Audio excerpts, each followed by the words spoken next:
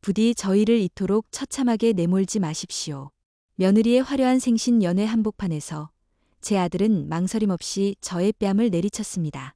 제가 평생을 흙먼지와 함께하며 일궈낸 그 레스토랑에서 제 낡은 옷차림이 수치스럽다는 이유만으로 말입니다. 그 순간 제 심장은 얼어붙는 듯했습니다. 일생을 바쳐 길러낸 아들에게 짐짝처럼 버려지는 그 찰나 제 내면의 모든 것이 무너져 내렸습니다. 그러나 눈물 대신 차디찬 분노가 핏줄을 타고 흘렀습니다. 그렇게 저는 결심했습니다. 내가 그대에게 베풀었던 모든 것을 되찾아오리라고. 내가 그토록 자랑스러워하는 그 레스토랑도, 내가 거주하는 그 아파트도 원래는 모두 이 어미의 것이었다는 진실을 뼈저리게 깨닫게 해주리라고 말입니다. 이것은 자식의 폐륜의 눈물 대신 복수를 택한 한 어미가 어떻게 아들을 제 발 아래 무릎 꿇게 만들었는지에 대한 기록입니다. 제 이름은 한정숙, 올해 65입니다. 남편을 일찍 여의고 30여 년간 시장에서 채소 장사를 하며 금이야 오기야 아들 하나를 길러왔습니다. 그날의 시작은 여느 때와 다름없는 새벽이었습니다. 동이 트기도 전인 새벽 4시, 저는 어김없이 몸을 일으켰습니다. 관절이 시리고 손가락 마디가 아려왔지만 어미이기에 내 한 몸 움직여야 자식 입에 밥 한 술이라도 더 들어간다는 마음이었습니다. 그날은 며느리 윤아영의 생신이었습니다. 며칠 전 아들 승우에게서 전화가 왔더랬습니다. 냉랭하고 사무적인 목소리였지요. 어머니, 이번 주 금요일 저녁 시간을 비워두세요. 나영이 생일이라 레스토랑에서 파티를 합니다. 꼭 참석하셔야 해요. 마지막 문장은 차라리 명령에 가까웠습니다. 참석해야 한다는 말이 어찌나 차갑게 들리던지 마치 오지 말라는 뜻을 에둘러 전하는 것 같아 가슴 한편이 저려왔습니다. 그러나 어미 된 도리로서 자식 내외의 중요한 날을 어찌 외면할 수 있겠습니까? 며칠을 고심했습니다. 요즘 젊은이들이 선호할 만한 선물이 무엇일까? 백화점을 몇 바퀴나 돌았지만 어지러운 가격표 앞에서 발길을 돌려야만 했습니다. 제게는 10만 원짜리 옷 하나 사는 것도 가슴 졸이는 일인데 며느리가 들고 다니는 손가방은 제 가게 한 달 매출보다 비싸 보였으니까요. 결국 제가 가장 잘할 수 있는 것으로 마음을 정했습니다. 음식. 제 손으로 정성껏 만든 음식만큼 진심을 전할 수 있는 것이 또 있겠나 싶었습니다. 승우가 어린 시절 뼈를 다친 후로 보약처럼 끓여 먹이던 속꼬리찜을 준비하기로 했습니다. 전날 저녁부터 핏물을 빼고 밤새도록 부엌을 떠나지 못했습니다. 기름을 걷어내고 또 걷어내며 무와 당근을 정성스럽게 깎아 넣었습니다.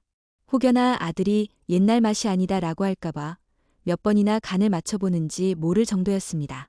그렇게 꼬박밤을 새워 뜸을 들인 속꼬리찜을 정갈한 냄비에 담고 아들의 레스토랑으로 향했습니다. 버스를 2번 갈아타고 화려한 강남거리에 내렸을 때부터 저는 이미 이방인이었습니다. 제 몸에 밴 흙냄새와 음식 냄새가 이 깔끔한 거리와 어울리지 않는 것 같아 저도 모르게 어깨를 움츠렸습니다.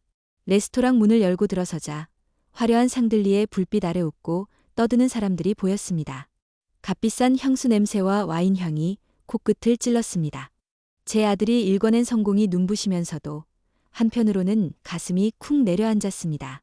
저와는 너무도 다른 세계였습니다. 제 손에 들린 커다란 냄비가 유독 초라하게 느껴졌습니다. 저 멀리 오늘 연회의 주인공인 며느리 윤아영이 보였습니다. 어깨가 드러나는 검은 원피스에 보석 목걸이가 반짝이고 있었습니다. 승우는 그런 아내 곁에서 연신 사람들에게 인사를 하며 웃고 있었지요.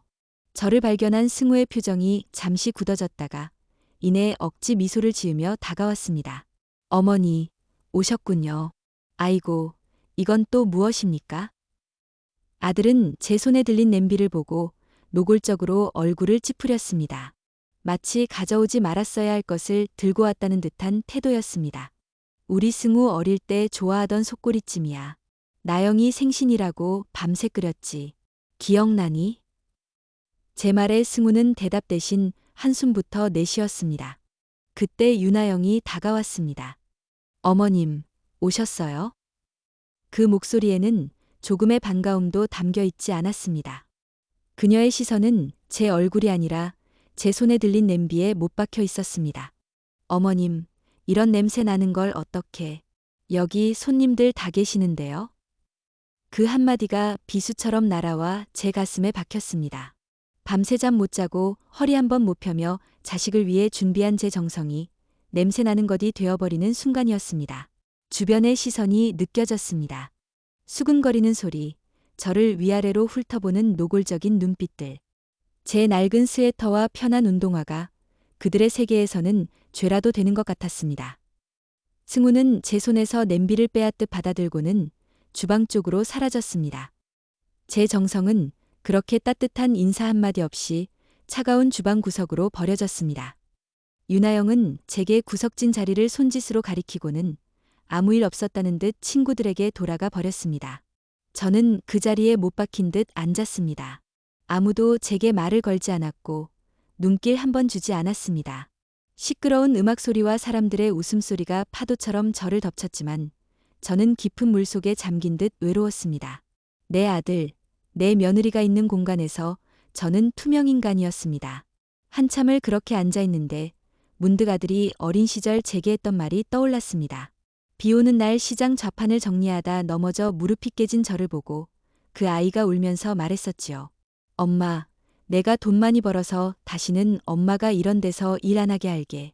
세상에서 제일 좋은 옷 사주고 제일 맛있는 거 사줄게. 그 말을 들으며 무릎에 상처도 있고 웃었던 기억이 선명했습니다. 그 아이는 지금 어디에 있을까요? 어미의 헌신을 창피한 것으로 여기고 어미의 정성을 냄새나는 것이라 타박하는 저 어른이 정말 제 아들이 맞을까요? 창밖으로 어둠이 짙게 깔리고 있었습니다. 레스토랑 안의 불빛은 더욱 화려하게 빛나고 사람들의 웃음소리는 더 높아져만 갔습니다. 저는 그 화려함 속에서 제 가슴에 차오르는 서러움과 배신감을 홀로 삼켜야 했습니다. 그것이 제 평생의 헌신이 짓밟히는 그날 시작의 전말이었습니다. 내일부터는 모든 것이 달라질 것입니다. 이 화려한 세상은 모래성처럼 무너져 내릴 것이고 제가 누구인지 그들은 뼈저리게 깨닫게 될 것입니다. 시간이 얼마나 흘렀을까요? 케이크에 꽂힌 촛불이 환하게 타오르고 생일 축하 노래가 레스토랑을 가득 메웠습니다. 승우는 윤아영의 어깨를 감싸 안고 그 모습을 보는 사람들은 박수와 환호를 보냈습니다. 저 또한 멀리서나마 힘껏 손을 쳤습니다. 제 손바닥이 아려올 정도로요. 하지만 그 소리는 다른 이들의 환호성에 묻혀 아들에게 닿지 않았습니다. 아들은 단 한 번도 제 쪽을 돌아보지 않았으니까요. 그때였습니다. 윤아영 옆에 바짝 붙어있던 유독 화려한 차림의 여자가 제 쪽을 보며 무언가 속삭이기 시작한 것은 윤아영의 가장 친한 친구라고 언젠가 스치듯 들었던 것 같습니다. 그 여자의 입술이 움직일 때마다 주변 사람들의 시선이 칼날처럼 날아와 제게 박혔습니다. 저를 위아래로 훑어보는 그 눈빛에는 노골적인 경멸과 조소가 담겨 있었습니다. 나영아, 저분 정말 내 시어머님 맞아? 어쩜 저렇게 시장에서 바로 오신 것 같네. 옷에 흙도 묻어 있는 것 같고. 여자의 목소리는 작았지만 제 귀에는 천둥처럼 크게 들렸습니다. 심장이 철렁 내려앉았습니다. 부끄러움에 얼굴이 화끈거려 고개를 들 수가 없었습니다. 애써 외면하려 했지만 그들의 대화는 멈추지 않았습니다. 어머, 그러게. 승우 씨가 저렇게 성공했는데 어머님은 너무 안 챙기시는 거 아니야? 저런 분이 계시면 레스토랑 분위기랑은 좀 그렇지 않니? 그 말에 웃고 있던 윤아영의 얼굴이 순식간에 굳어졌습니다. 친구들 앞에서 자신의 체면이 깎였다고 생각했겠지요. 윤아영은 벌떡 일어나 성큼 제게로 걸어왔습니다. 그 걸음걸이에는 분노가 서려 있었습니다. 어머님, 제가 정말 못 살겠어요. 오늘 제 생일이에요. 제발 분위기 좀 망치지 마세요. 며느리의 날카로운 목소리가 제 가슴을 후벼 팠습니다. 제가 무엇을 잘못했습니까? 그저 아들 내외가 부른 자리에 와서 밥 한 술 제대로 뜨지 못하고 구석에 앉아 있었을 뿐인데 제가 이 자리에 존재하는 것만으로도 파티의 분위기를 망치는 흠이 된다는 말입니까? 나영아, 내가 뭘. 제 목소리는 너무나 작게 떨려 나와 며느리의 분노 앞에 힘없이 흩어졌습니다. 머리요? 어머님 꼴을 좀 보세요. 다들 어머님만 쳐다보잖아요. 제 친구들이 저를 어떻게 생각하겠어요? 이럴 줄 알았으면 그냥 집에 계시라고 할 걸 그랬어요. 그 고함 소리의 파티장은 순간 정적에 휩싸였습니다. 모든 시선이 이제 저와 며느리에게로 향했습니다. 술기운에 얼굴이 벌개진 아들 승우가 그제야 사태를 파악하고 이쪽으로 달려왔습니다. 저는 내심 기대했습니다. 내 아들이라면 그래도 자기 어미의 편을 들어주지 않을까? 이 상황을 수습해주지 않을까? 하지만 그 기대는 산산조각이 났습니다. 승우는 제게 괜찮냐고 묻는 대신 윤아영의 편에 섰습니다. 당신 뭐 하는 거야? 사람들 다 보는데. 아들은 며느리를 말렸지만 그 눈은 저를 향해 있었습니다. 마치 모든 잘못이 제게 있다는 듯 원망이 가득한 눈으로 저를 쏘아보고 있었습니다. 여보, 당신은 저게 안 보여? 당신 어머니 때문에 내 생일 파티 다 망쳤어. 사람들이 우리를 어떻게 보겠냐고? 아내의 울먹임과 주변 사람들의 수근거림. 그 모든 것이 아들을 벼랑 끝으로 내모는 것 같았습니다. 유약하고 남의 시선을 중요하게 생각하는 제 아들은 그 압박감을 이기지 못했습니다. 녀석의 얼굴이 불그락푸르락 변하더니 결국 이성의 끈을 놓아버렸습니다. 그리고 제 평생의 세월이 무너지는 그 한마디가 터져 나왔습니다. 제발 저희 좀 창피하게 하지 마세요. 아들의 악에 바친 목소리가 레스토랑의 모든 소음을 집어삼켰습니다. 그리고 다음 순간 세상이 번쩍였습니다. 아들의 손바닥이 제 뺨을 가격한 순간 세계가 기울어지는 것 같았습니다. 귀가 먹먹해지고 뺨이 화끈거렸습니다. 그 소리가 레스토랑 전체를 얼어붙게 만들었습니다. 제 뺨을 때린 그 손, 아장아장 걷던 아들이 넘어질세라 꼭 잡아주던 제 손가락을 마주잡던 그 작은 손이 이제는 어미의 뺨을 때리고 있었습니다. 엄마, 내가 커서 꼭 호강시켜줄게. 달고 다니던 운동화 끈을 묶어주며 제게 했던 맹세가 귓가에서 악마의 속삭임처럼 울려 퍼졌습니다. 주변이 고요했습니다. 며느리와 그 친구들의 놀란 듯하면서도 어딘가 통쾌해 보이는 표정들, 다른 손님들의 경악에 찬 눈빛들, 그 모든 것이 슬로우 모션처럼 보였습니다. 저는 뺨을 움켜쥐고 그 자리에 서 있었습니다. 아무런 저항도 할 수 없었습니다. 아니, 하지 않았습니다. 몸에 힘이 쭉 빠져버렸고 제 영혼이 이미 몸 밖으로 빠져나간 것 같았습니다. 뺨의 따가움보다 더한 고통이 제 심장을 짓누르고 있었습니다. 그것은 배신감이었습니다. 승우는 저를 바라보는 주변의 시선들을 견디지 못하겠다는 듯 차가운 목소리로 말했습니다. 어머니, 이제 그만 집에 가세요. 오늘은 이런 날이 아니에요. 그 말을 마지막으로 승우는 등을 돌렸습니다. 윤아영 또한 마지막까지 저를 한 번도 돌아보지 않았습니다. 저는 차가운 대리석 바닥을 딛고 혼자 레스토랑 문을 향해 걸었습니다. 사람들의 경악과 조소가 뒤섞인 웅성거림을 뒤로 한 채 쾅! 육중한 문이 닫히는 소리와 함께 저는 차가운 길거리에 홀로 서 있었습니다. 화려한 불빛과 웃음소리는 문 너머 세상에 같았고 제 세상에는 차가운 밤 공기와 자동차 소음만이 남았습니다. 한참을 멍하니 서 있었습니다. 아들이 돌아서던 그 뒷모습이 눈앞에서 어른거렸습니다. 제 평생을 바쳐 키운 아들, 제 삶의 이유이자 모든 것이었던 아들이었습니다. 그 아들이 오늘 제 가슴에 칼을 꽂고 제 존재를 지워버렸습니다. 손을 들어 떨리는 손으로 뺨을 어루만졌습니다. 아직도 화끈거리는 그곳에서 아들의 체온이 느껴지는 것 같았습니다. 사랑이 아닌 분노의 체온이. 그 순간 뜨거웠던 눈물이 차갑게 식었습니다. 가슴을 짓누르던 슬픔과 서러움 대신 차갑고 단단한 무언가가 제 안에서 고개를 들기 시작했습니다. 제 뺨을 때린 그 순간 아들은 몰랐을 겁니다. 그 녀석이 그토록 지키고 싶어 했던 그 화려한 성의 주춧돌을 바로 제 손으로 뽑아버렸다는 사실을 말입니다. 저는 천천히 몸을 일으켰습니다. 휘청거리는 다리에 힘을 주어 똑바로 섰습니다. 그리고 어둠 속에서 한때 제 아들이었던 녀석의 레스토랑을 차가운 눈으로 돌아보았습니다. 그래, 승우야. 내가 원하던 대로 나는 이제 너에게 창피한 존재가 되지 않을 게다. 대신 내가 가진 모든 것을 잿더미로 만들어서라도 내가 오늘 내게 준 이 모멸감을 1000배만 배로 되갚아주마. 차가운 밤바람이 제 뺨을 스쳤지만 더 이상 춥지 않았습니다. 제 심장은 이미 얼어붙어 있었으니까요. 그날 밤, 저는 자식을 가슴에서 돌려냈습니다. 그날 밤 집으로 돌아오는 길은 멀고도 캄캄했습니다. 버스 창문에 비친 제 얼굴은 낯설기만 했습니다.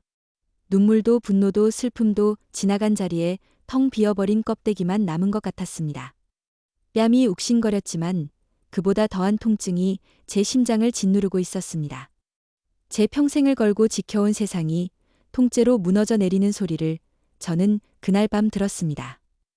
집에 도착해 불을 켜자 낡고 손때 묻은 살림살이들이 저를 맞았습니다. 벽에 걸린 아들이 초등학교 때 그려준 제 얼굴 그림. 세상에서 제일 예쁜 우리 엄마. 그 밑에 서툰 글씨로 쓰인 문구가 칼날이 되어 제 심장을 베었습니다. 저는 말없이 그 그림을 떼어냈습니다. 내일부터 제 진짜 전쟁이 시작될 것입니다. 그날 밤 저는 앨범을 꺼냈습니다. 한 장, 한 장 넘길 때마다 제 젊은 날이, 제 희생의 시간들이 파노라마처럼 스쳐 지나갔습니다. 남편을 일찍 여의고 시장 바닥에 좌판을 깔고 앉아 찬밥을 물에 말아 먹으며 아들을 키웠습니다. 행여나 아들이 기죽을까? 남들 하는 건 다 해주려 굳은 일도 마다하지 않았습니다. 아들의 등록금을 벌기 위해 한겨울에 동상 걸린 손으로 배추를 날랐고 아들이 먹고 싶다는 고기 반찬 한번 해주려고 제 허리띠를 졸랐습니다. 그렇게 모은 삼짓돈으로 죽은 남편이 유산으로 남긴 작은 땅을 팔지 않고 버텼습니다. 모두가 쓸모없는 땅이라고 손가락질할 때 저는 왠지 그 땅을 지켜야만 할 것 같았습니다. 그 땅이 재개발되면서 제 손에 처음으로 큰 돈이 들어왔을 때 저는 그 돈을 쓰지 않았습니다. 혹시라도 내 아들 승우가 살아갈 세상이 험할까봐 든든한 버팀목 하나는 만들어 줘야겠다는 생각뿐이었습니다. 그 돈으로 건물을 사고 아파트도 사들였습니다. 그 모든 것을 저는 제 이름으로 하지 않았습니다. 오직 하나뿐인 아들 승우의 이름으로 해두었습니다. 제가 없더라도 녀석이 평생 든든하게 살아가길 바라는 어미의 마지막 보험이었습니다. 그 모든 것을 관리해준 사람은 제 오랜 친구 조 변호사뿐이었습니다. 앨범의 마지막 장, 승우가 제게 선물한 레스토랑 앞에서 환하게 웃고 있는 사진을 보는 순간 저는 앨범을 덮었습니다. 더 이상 눈물은 나지 않았습니다. 눈물이 흘러야 할 자리가 차가운 얼음으로 꽉 채워진 기분이었습니다. 동이 터오자 저는 평소처럼 새벽 시장으로 향하는 대신 옷장에서 가장 깨끗한 옷을 꺼내 입었습니다. 수십 년 만에 처음으로 저는 제 자신을 위해 시간을 쓰기로 마음먹었습니다. 그리고 떨리지 않는 손으로 전화번호를 눌렀습니다. 조 변호사, 나야. 오늘 시간 좀 내주게. 약속 장소는 조 변호사의 사무실이었습니다. 높은 빌딩, 번쩍이는 대리석 바닥, 어려운 법률 서적들이 빽빽하게 꽂힌 그곳은 제가 사는 세상과는 전혀 다른 곳이었습니다. 조 변호사는 제 초췌한 얼굴을 보고는 아무 말 없이 따뜻한 차부터 내주었습니다. 무슨 일인가? 자네 목소리가 심상치 않던데. 저는 어젯밤 있었던 일을 담담하게 털어놓았습니다. 며느리의 생일 파티, 정성껏 끓여간 속꼬리찜, 사람들의 비웃음, 그리고 제 뺨을 때리고 길바닥으로 내쫓은 아들의 이야기까지. 제 이야기가 길어질수록 조 변호사의 얼굴은 굳어져 갔습니다. 제 오랜 친구의 눈에 분노와 연민이 교차하는 것이 보였습니다. 이야기를 마친 뒤 저는 조 변호사의 눈을 똑바로 쳐다보며 말했습니다. 제 목소리는 놀랍도록 차분하고 단호했습니다. 그동안 승우 이름으로 해뒀던 모든 것 회수하고 싶네. 조 변호사가 놀라 되물었습니다. 정숙이, 자네 지금 정신이 온전한가? 그건 승우 아이의 전 재산이야. 내가 피땀 흘려 이룬 내 재산이지. 나는 자식에게 잠시 빌려줬을 뿐이야. 그런데 그 자식이 어미의 정성과 희생을 길바닥에 내팽개쳤어. 이제 돌려받아야겠네. 이자까지 아주 혹독하게 쳐서 말이야. 제 눈에서 살기를 읽었는지 조 변호사는 더 이상 저를 말리지 않았습니다. 그는 잠시 침묵하더니 무겁게 입을 열었습니다. 자네가 원한다면 그렇게 하지. 법적으로는 아무 문제 없어. 모든 부동산은 자네 자금으로 매입했고 명의만 아들 이름으로 신탁해둔 것이니까. 증거는 차고 넘쳐. 자네가 결심만 하면 승우 아이는 하루아침에 모든 것을 잃게 될 걸세. 그렇게 해주게. 지금 당장 시작해주게. 저는 망설이지 않았습니다. 승우가 운영하는 레스토랑 건물, 그리고 지금 살고 있는 아파트까지 모든 자산을 동결하고 내 명의로 다시 가져오겠네.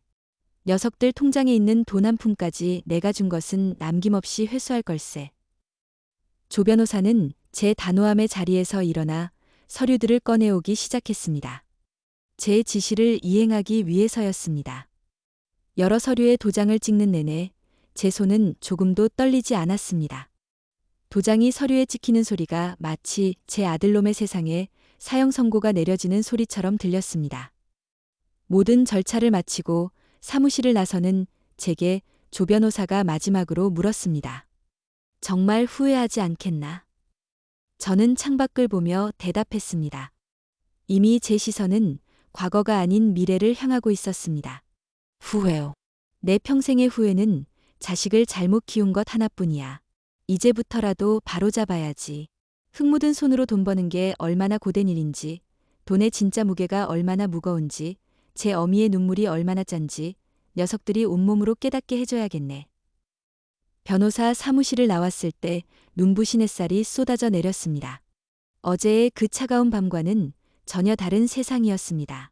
저는 더 이상 움츠어든 시어머니, 가난한 시장 상인이 아니었습니다.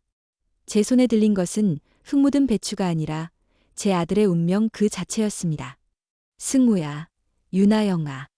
너희가 그토록 지키고 싶어 했던 화려한 성이 지금 모래알처럼 부서져 내리는 소리가 들리니? 이제 시작일 뿐이다.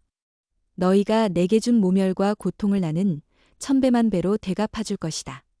너희가 무릎 꿇고 내 흙 묻은 손을 잡고 눈물로 용서를 빌 때까지 이 어미의 복수는 결코 멈추지 않을 것이다. 모든 법적 절차는 오늘부로 개시될 겁니다. 제 모든 재산은 이제 제자리로 돌아갈 뿐입니다. 조 변호사의 그 한마디는 제 아들놈의 화려한 성에 울려 퍼지는 파산 선고와도 같았습니다. 제가 변호사 사무실을 나선 그 순간 보이지 않는 거대한 톱니바퀴가 움직이기 시작했습니다. 그 톱니바퀴는 제 피눈물과 한으로 벼려진 칼날이 되어 제 자식들의 오만한 세상을 정조준하고 있었습니다. 그 시각 제 아들 승우는 아마 꿈에도 모르고 있었을 겁니다. 자신이 서 있는 땅이 꺼지고 자신이 쌓아 올린 성이 무너져 내리고 있다는 사실을 말입니다. 그 녀석은 전날 밤의 불쾌한 기억을 애써 지우려는 듯 레스토랑 확장 계획서를 들고 은행 VIP 상담실에 앉아 있었습니다. 늘 굽실거리며 자신을 맞던 은행 지점장 앞에서 승우는 위기양양하게 서류를 내밀었습니다. 지점장님, 여기 계획서 보시고 추가 대출건 최대한 신속하게 진행해 주시죠. 아시겠지만 제 레스토랑이 요즘 제일 잘 나갑니다. 녀석의 목소리에는 거만함이 가득했습니다. 하지만 평소 같았으면 온갖 아첨을 늘어놓았을 지점장의 표정이 이상하리만치 차가웠습니다. 그는 승우가 내민 서류는 쳐다보지도 않고 모니터만 한참 들여다보더니 입을 열었습니다. 김승우 대표님, 대출은 불가능하겠습니다. 그 단호한 한마디에 승우의 얼굴이 굳었습니다. 네, 그게 무슨 말씀이십니까? 담보도 확실하고 신용등급도 최상위인데? 아니요, 담보가 사라졌습니다. 지점장의 목소리는 얼음장처럼 차가웠습니다. 대표님께서 담보로 설정하신 레스토랑 건물과 거주하시는 아파트, 오늘부로 소유권 이전 및 자산 동결 조치가 들어갔습니다. 대표님은 이제 그 건물의 주인이 아니십니다. 승우는 순간 제 귀를 의심했습니다. 세상이 무너지는 듯한 충격에 그는 자리에서 벌떡 일어났습니다. 말도 안 돼요. 그 건물이랑 아파트가 전부 제 명의로 되어 있는데 누가 제 허락도 없이 소유권을 이전한단 말입니까? 당장 확인해 보세요. 지점장은 경멸이 섞인 눈으로 승우를 쳐다보며 마지막 확인 사살을 날렸습니다. 새로운 건물 주분의 성함은 한정숙 씨입니다. 대표님의 어머님 되시는 분이 오늘부로 모든 재산에 대한 권리를 회수하셨습니다. 한정숙. 제 이름 세 글자가 아들의 귓가에 사형 선고처럼 울려 퍼졌을 겁니다. 녀석의 얼굴이 새하얗게 질려갔습니다. 시장에서 흙 묻은 손으로 배추나 파는 가난하고 초라하기만 하던 제 어미가 강남 한복판에 있는 이 건물의 주인이었다니. 녀석의 머릿속이 뒤죽박죽 엉망이 되었을 겁니다. 같은 시각 며느리 유나영은 백화점 VIP 라운지에서 어제 파티에 왔던 친구들과 샴페인을 터뜨리고 있었습니다. 그녀는 제 흉을 보며 한껏 웃음을 터뜨리고 있었지요. 어머님, 정말 어제는 창피해서 혼났잖아. 승우 씨가 속 시원하게 끌어내줘서 망정이지. 우리 급에 맞지 않게 그런 자리에 오셔서는? 그녀의 손에는 이번 신상이라며 자랑하던 수천만 원짜리 명품 가방이 들려 있었습니다. 한참을 웃고 떠들던 유나영은 계산을 위해 자신의 블랙카드를 점원에게 건넸습니다. 그러나 잠시 후 점원이 곤란한 표정으로 다가왔습니다. 손님, 죄송하지만 이 카드는 사용이 정지되었습니다. 유나영의 웃음이 뚝 멈췄습니다. 뭐라고요? 그럴 리가 없어요. 다른 카드로 해보세요. 하지만 결과는 마찬가지였습니다. 그녀가 가진 모든 카드가 마치 약속이라도 한 듯 전부 정지되어 있었습니다. 친구들의 시선이 그녀에게 쏠렸고 수근거리는 소리가 들려왔습니다. 유나영의 얼굴이 새빨갛게 달아올랐다. 새하얗게 질렸다를 반복했습니다. 어제 제가 당했던 모멸감이 이제 그녀에게 고스란히 돌아가고 있었습니다. 엎친 데 덮친 격으로 그녀의 핸드폰이 미친 듯이 울리기 시작했습니다. 카드사, 은행, 심지어 아파트 관리사무소에서 날아온 문자 메시지, 대출금 연체, 계좌 동결, 퇴거 요청. 그 문자들을 확인하는 유나영의 손이 사시나무처럼 떨렸습니다. 그때였습니다. 검은 양복을 입은 남자들이 VIP 라운지로 들어와 유나영에게 다가왔습니다. 유나영 씨 되십니까? 채권 회수팀입니다. 담보로 잡힌 모든 기금속 및 명품, 현시간부로 압류 조치 들어가겠습니다. 그 말과 함께 남자들은 유나영이 걸치고 있던 보석 목걸이와 손목시계, 그리고 의자 위에 놓인 명품 가방까지 거칠게 빼앗아갔습니다. 친구들이 보는 앞에서 그녀는 한순간에 모든 것을 빼앗긴 빈털터리가 되었습니다. 비명 같은 울음을 터뜨리는 유나영의 모습은 어제 제게 사태질하며 악을 쓰던 모습과 겹쳐 보였습니다. 패닉에 빠진 승우와 유나영은 거의 동시에 서로에게 전화를 걸었습니다. 그리고 서로의 입에서 나온 절망적인 소식을 확인한 순간 그들은 같은 사람을 떠올렸습니다. 자신들이 어제 길바닥으로 내쫓았던 바로 저 한정숙을 말입니다. 두 사람은 숨이 막힌 채로 제가 있는 시장으로 달려왔습니다. 번쩍이는 외제차가 흙탕물 튀는 시장 골목에 멈춰서자 모든 상인들의 시선이 쏠렸습니다. 차에서 내린 두 사람의 모습은 가관이었습니다. 승우는 넥타이가 비뚤어진 채 땀으로 범벅이 되어 있었고 유나영은 화장이 다 번진 얼굴로 헐떡이고 있었습니다. 두 사람은 제 좌판 앞에 서서 저를 발견하고는 믿을 수 없다는 듯한 표정을 지었습니다. 저는 아무 일 없었다는 듯 무심하게 물을 다듬고 있었습니다. 어머니. 승우가 먼저 저를 불렀습니다. 그 목소리에는 분노와 원망, 그리고 이해할 수 없다는 절규가 뒤섞여 있었습니다. 이게 다 어떻게 된 일이에요? 어머니가 어떻게 저희한테 이러실 수가 있어요? 저는 천천히 고개를 들었습니다. 그리고 제 아들의 눈을 똑바로 쳐다보았습니다. 그 눈에는 더 이상 저를 향한 경멸이 아닌 공포가 서려 있었습니다. 내가 뭘 어쨌다고 그러니? 제 목소리는 마른 나뭇잎처럼 건조했습니다. 건물이 어머니 거였다니요. 아파트도요. 왜 저희한테 그동안 말씀을 안 하셨어요? 저희를 속이신 겁니까? 그 말에 저는 피식 웃음이 나왔습니다. 속였다니? 평생을 자식 위해 헌신한 어미에게 할 소리인가? 내가 내 머리채를 잡고 길바닥에 내동댕이 쳤을 때 나는 내 어미가 아니었느냐? 내가 내 정성을 냄새나는 쓰레기 취급했을 때 그때는 내가 내 어미인 줄 몰랐더냐? 그건. 승우는 말을 잇지 못했습니다. 옆에 있던 유나영이 악을 쓰며 달려들었습니다. 어머님, 정말 너무하세요. 저희를 이렇게 한순간에 길거리로 내쫓으시면 어떡해요? 저희 이제 어떻게 살라고요? 저는 다듬던 물을 내려놓고 흙 묻은 손을 앞치마에 툭툭 털었습니다. 그리고 자리에서 일어났습니다. 이제 알겠느냐? 제 차가운 한마디에 두 사람의 울부짖음이 멈췄습니다. 내가 그렇게 부끄러워하던 이 흙 묻은 손이 너희를 먹이고 입히고 너희가 살던 그 화려한 성을 지어 올렸다는 것을 이제 알겠느냐? 두 사람은 아무 말도 하지 못했습니다. 그저 망연자실한 표정으로 평생을 무시해왔던 늙은 어미의 진짜 모습을 마주하고 있었습니다. 그들의 눈에 비친 저는 더 이상 가난하고 초라한 시장 장사꾼이 아니었습니다. 자신들의 생사여 탈권을 준 절대적인 존재였습니다. 너희가 누리던 모든 것은 내 것이었다. 그리고 이제 나는 내 것을 되찾았을 뿐이다.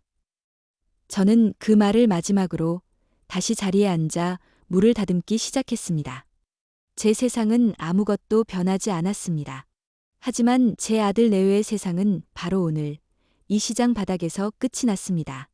제 좌판 앞 흙바닥은 제 아들놈과 며느리의 세상이 끝나는 종착역이었습니다. 어제까지만 해도 세상을 다 가진 듯 오만하게 빛나던 두 개의 얼굴은 이제 한 줌의 재처럼 하얗게 변해 있었습니다. 그들의 눈에는 더 이상 저를 향한 경멸이 없었습니다. 대신 그 자리에는 생전 처음 마주하는 공포와 절망, 그리고 이해할 수 없는 현실에 대한 혼란만이 귀신처럼 떠다니고 있었습니다. 시간은 더디게 흘렀습니다. 주변 상인들은 하던 일을 멈춘 채 이 기막힌 구경거리에 숨을 죽였습니다. 수근거리는 소리, 혀를 차는 소리가 사방에서 들려왔지만 제 귀에는 아무것도 들어오지 않았습니다. 제 세상에는 오직 저와 제 발치에 엎드린 두 개의 그림자뿐이었습니다. 어머니, 잘못했습니다. 저희가 정말 죽을 죄를 지었습니다. 아들 승우가 먼저 무너졌습니다. 녀석의 단단하던 무릎이 힘없이 꺾이며 질척이는 시장 바닥에 그대로 꿀렸습니다. 이어 며느리 윤아영도 비명을 지르듯 울음을 터뜨리며 남편의 옆에 따라 무릎을 꿇었습니다. 한 번도 제 앞에서 고개 숙인 적 없던, 아니 저를 자신들보다 아래라고 생각하며 살아왔던 저 오만한 것들이 지금 제 앞에서 머리를 조아리고 있었습니다. 어머니, 제발, 제발 용서해 주세요. 저희 이제 어떻게 살아요? 집도 가게도 돈도 하나도 없어요. 저희 길바닥에 나앉게 생겼어요. 며느리의 울부짖음은 처절했지만 그 안에는 진정한 참회보다 당장의 현실에 대한 공포가 더 커 보였습니다. 저는 대답하지 않았습니다. 그저 시든 배추잎을 떼어내는 제 손끝에만 모든 신경을 집중했습니다. 제 침묵이 칼날이 되어 두 사람의 심장을 후비는 것을 저는 똑똑히 느끼고 있었습니다. 어머니, 제발요. 제가 다 잘못했습니다. 제가 미쳤었나 봅니다. 술에 취해서, 윤아영이 등살에 못 이겨서, 제가 어찌 어머니께 그런 짓을. 평생 속죄하며 살겠습니다. 그러니 제발, 제발 예전처럼만 돌려주세요. 승우의 목소리는 눈물에 젖어 덜덜 떨리고 있었습니다. 예전처럼. 녀석은 아직도 상황 파악이 덜 된 모양이었습니다. 어미의 뺨을 때린 그 손으로 다시 어미의 재산을 움켜쥐고 싶다는 그 뻔뻔함의 실소가 터져 나왔습니다. 저는 고개를 들지 않았습니다. 눈을 감았습니다. 그러자 시끄러운 시장의 소음이 멀어지고 아득한 과거의 시간들이 성난 파도처럼 밀려왔습니다. 그때는 참으로 추운 겨울이었습니다. 갓 30을 넘긴 제게서 남편은 차갑게 식어갔습니다. 변변한 기술 하나 없던 남편이 공사장에서 떨어져 허망하게 세상을 뜬 그날, 제 세상도 함께 무너졌습니다.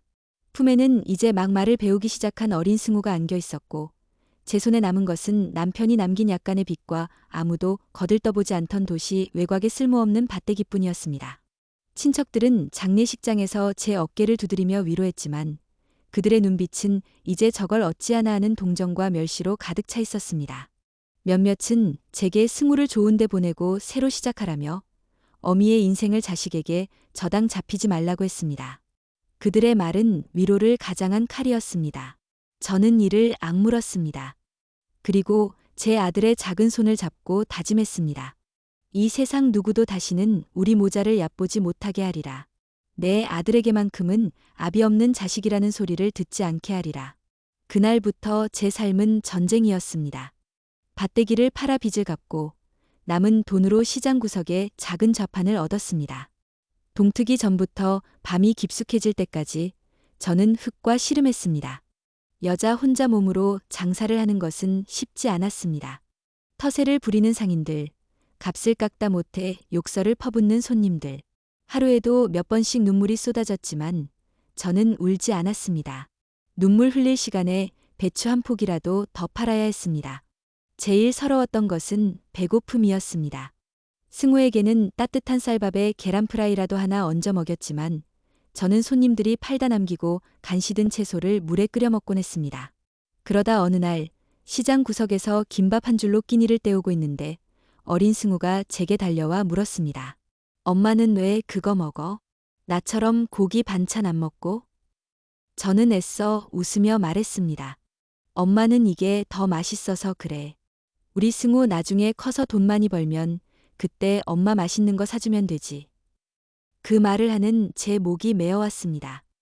제 초라함이 아들에게 가난을 대물림하는 것 같아 밤마다 소리 죽여 울었습니다. 세월은 흘렀고 제 손마디는 굵어졌으며 허리는 굽었습니다. 그렇게 악착같이 돈을 모았습니다. 그런데 기적 같은 일이 일어났습니다.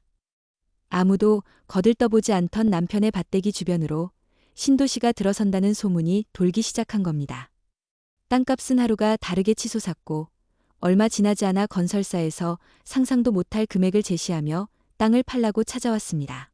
제 손에 평생 만져보지도 못할 큰 돈이 들어왔을 때 저는 그 돈으로 비단 옷을 사입거나 좋은 집으로 이사가지 않았습니다. 제 삶은 변한 것이 없었습니다. 여전히 시장에서 채소를 팔았고 낡은 집에서 살았습니다. 대신 저는 그 돈을 오직 내 아들 승우의 미래를 위해 쓰기로 했습니다. 그때 조 변호사를 만났습니다. 남편의 오랜 친구였던 그는 제게 자산 관리를 해주겠다고 했습니다. 저는 그에게 말했습니다. 이 돈은 내 돈이 아니라고. 내 아들이 훗날 세상을 살아갈 때 돈 때문에 서러움 당하지 않게 해줄 마지막 비상금이라고. 그래서 모든 건물을 사고 아파트를 살 때 제 이름이 아닌 승우의 이름으로 해달라고 부탁했습니다. 모든 권리는 제가 갖되 명의만 아들에게 빌려주는 형태로 말입니다. 언젠가 승우가 진정한 어른이 되면 그때 온전히 물려줄 생각이었습니다. 제 어리석은 모정이 결국 오늘날의 괴물을 키워낸 셈입니다. 눈을 뜨자 어느새 해가 지고 있었습니다. 제 앞에는 여전히 아들과 며느리가 흙바닥에 무릎을 꿇은 채 저를 올려다보고 있었습니다. 그들의 얼굴은 눈물과 콧물, 그리고 흙먼지로 범벅이 되어 있었습니다. 어쩌면 제 평생의 서러움이 저 두 사람의 얼굴에 그렇게 맺혀 있는 것인지도 모르겠습니다. 저는 자리에서 일어났습니다. 그리고 좌판을 정리하기 시작했습니다. 흙 묻은 배추를 신문지에 싸고 남은 물을 상자에 담았습니다. 마치 제 앞에 아무도 없는 것처럼. 그런 제 행동에 두 사람은 이제 울음마저 그치고 망연자실한 표정으로 저를 바라볼 뿐이었습니다. 정리가 거의 끝났을 무렵 저는 처음으로 입을 열었습니다. 제 목소리는 텅 빈 창고처럼 울렸습니다. 일어나거라.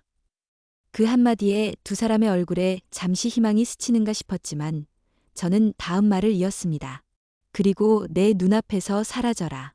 다시는 찾아오지 말 거라. 어머니, 제발.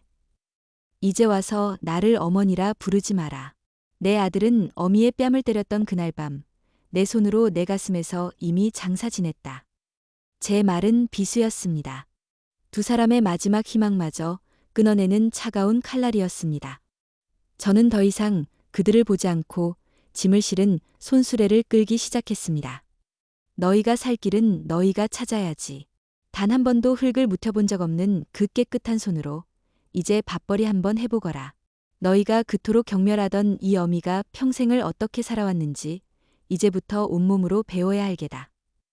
제 등 뒤로 두 사람의 절망적인 흐느낌이 멀어졌습니다. 저는 단 한 번도 뒤돌아보지 않았습니다. 노을이 붉게 물든 시장 골목을 저는 홀로 걸어 나왔습니다. 제 손에 쥐어진 손수레의 쇠손잡이가 유난히 차갑게 느껴졌습니다. 하지만 제 가슴 속에서 평생을 들끓던 뜨거운 응어리는 이제야 조금 식어가는 것 같았습니다.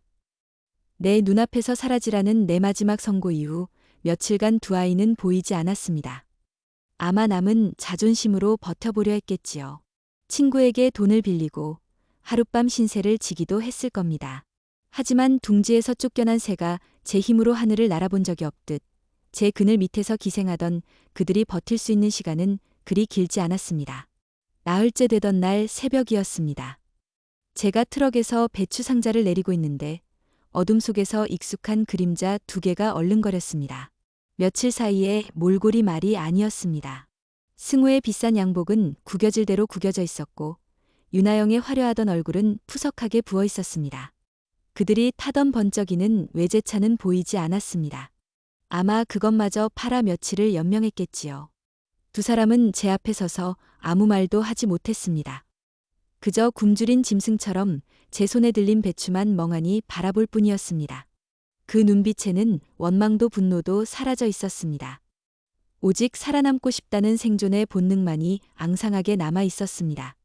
애 또 왔느냐. 제 목소리에는 온기가 없었습니다. 어머니. 승우가 간신히 입을 열었습니다. 목소리는 갈라져 있었습니다. 저희 밥 한 끼만 사주시면 안 될까요? 밥. 그 한마디에 저는 잠시 숨을 멈췄습니다. 내 아들이 내게 밥을 구걸하고 있었습니다. 며칠 전까지만 해도 최고급 레스토랑에서 스테이크를 썰던 그 입으로 며느리의 얼굴에서는 뜨거운 눈물이 쉴 새 없이 흘러내렸습니다. 그녀는 차마 입을 열지도 못하고 고개만 푹 숙이고 있었습니다. 저는 대답 대신 제가 덮고 있던 담요 하나를 그들에게 던졌습니다. 거기서 자든지 얼어 죽든지 알아서들 해라. 그것은 동정이 아니었습니다. 제 눈앞에서 벌어지는 이 기막힌 연극을 끝까지 지켜보겠다는 제 의지의 표현이었습니다. 두 사람은 말없이 담요를 받아들고 제 좌판 옆 가장 구석지고 더러운 곳에 짐승처럼 웅크리고 잠이 들었습니다. 제 발걸음 소리, 상자를 끄는 소리, 시장의 소음 속에서 그들은 수치심도 잊은 채 깊은 잠에 빠져들었습니다. 해가 뜨고 시장이 사람들로 북적이기 시작했습니다. 잠에서 깬 두 사람은 자신들을 향해 쏟아지는 노골적인 시선들을 마주해야 했습니다. 옆집 생선가게 김 사장이 혀를 차며 제게 말을 걸었습니다. 아이고, 정숙이. 저것들 아직도 저러고 있네. 꼴 좋다. 지 엄마 뺨을 때리고 내쫓을 땐 언제고 이제 와서 빌붙어 있는 꼴이라니. 그 말에 윤하영의 어깨가 움찔거렸습니다. 시장 상인들의 모든 대화 주제는 저 두 사람이었습니다. 그들의 비웃음은 칼이 되어 두 사람의 마지막 남은 자존심까지 조각내고 있었습니다. 오전 내내 두 사람은 죽은 듯이 앉아만 있었습니다. 그러다 승우가 결심한 듯 제 앞에 와서 다시 무릎을 꿇었습니다. 이번에는 돈이나 밥을 구걸하지 않았습니다. 어머니, 저희에게 일을 시켜주십시오. 무엇이든 하겠습니다. 여기서 먹고 잘 수만 있게 해주신다면 시키는 건 뭐든지 다 하겠습니다. 저는 한참 동안 대답하지 않았습니다. 승우는 제가 거절할까 두려워 흙바닥에 이마를 대고 빌기 시작했습니다. 제발 기회를 한 번만 주십시오. 어머니. 저는 손에 들고 있던 물을 내려놓고 턱짓으로 배추가 가득 쌓인 트럭을 가리켰습니다. 저것들을 전부 저 창고 안으로 옮겨라. 해가 지기 전까지 다 마치면 저녁밥은 생각해보지. 그것이 제 대답이었습니다. 용서는 없었습니다. 오직 거래만이 존재할 뿐이었습니다. 두 사람의 얼굴에 절망과 함께 아주 작은 안도감이 교차했습니다. 적어도 굶어 죽지는 않게 된 것입니다. 그렇게 그들의 첫 노동이 시작되었습니다. 승우는 양복 상의를 벗어던지고 배추 상자에 달려들었습니다. 하지만 평생 펜과 포크만 잡아봤던 그 손으로 흙과 물이 잔뜩 묻은 무거운 상자를 드는 것은 쉬운 일이 아니었습니다. 녀석은 상자 하나를 들고도 비틀거렸고 몇 걸음 못 가서 숨을 몰아쉬었습니다. 며느리는 더 가관이었습니다. 그녀는 더러운 상자에 손대기 싫어 손톱 끝으로 상자를 건드리다 결국 무게를 이기지 못하고 상자를 떨어뜨리고 말았습니다. 와르르 쏟아진 배추들이 흙탕물에 뒹굴었습니다. 아이고, 저 등신 같은 것들. 저렇게 해서 어느 세월에 다 옮기나. 비싼 옷 입고 저게 무슨 꼴이람. 정수기만 불쌍하지. 주변의 조롱의 윤아영은 얼굴이 새빨개져 울음을 터뜨렸지만 저는 못 본 척했습니다.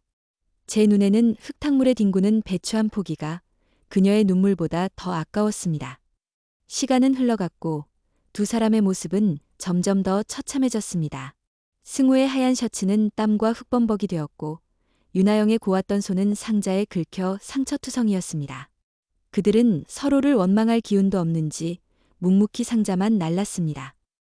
그들이 평생 무시했던 노동의 무게를 그렇게 온몸으로 배우고 있었습니다. 해가 질 무렵에야 산더미 같던 배추 상자를 전부 창고로 옮겼습니다. 그들은 창고 앞에 그대로 주저앉아 숨을 헐떡였습니다. 온몸이 땀으로 젖고 흙먼지를 뒤집어 쓴 모습은 시장에 그 누구보다도 초라해 보였습니다. 저는 말없이 그들에게 다가갔습니다. 그리고 물이 담긴 대야와 밥 한 그릇, 그리고 김치 한 조각이 담긴 작은 상을 내려놓았습니다. 먹어라. 두 사람은 그간 눈으로 저를 올려다보았습니다. 그리고 허겁지겁 손부터 씻고는 밥그릇에 얼굴을 파묻었습니다. 뜨거운 밥이 목구멍으로 넘어가는 소리, 김치를 아삭아삭 씹는 소리가 시장 골목에 선명하게 울렸습니다. 윤아영은 밥을 먹다 말고 소리 없이 눈물을 뚝뚝 흘렸습니다.